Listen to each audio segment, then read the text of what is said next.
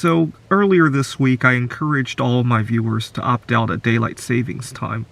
I want people to see that life goes on without having to make these stupid adjustments to our calendar, and if enough people do it, we'll have some ammunition to make it official. That's my hope.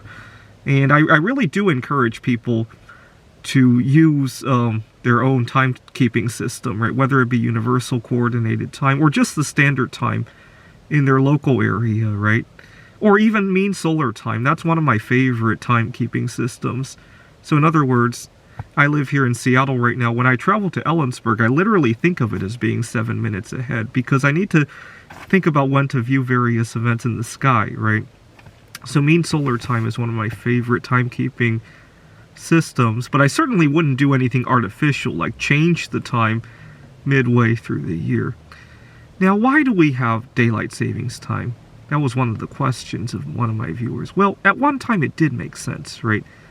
100 years ago, when we were still using Edison's light bulbs, it made sense that lighting was more expensive than heating and air conditioning, right?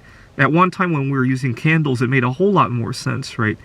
Nowadays we have fluorescent and LED light bulbs, and all of a sudden the calculus doesn't work anymore. But there's another reason, I believe, that we keep daylight savings time. It's a very sinister reason.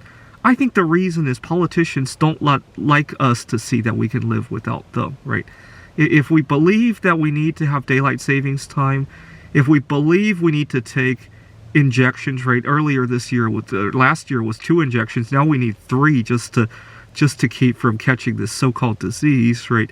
If we believe that we have to stay 6 feet away from each other, you know, it gives the politicians a heck of a lot more control, right?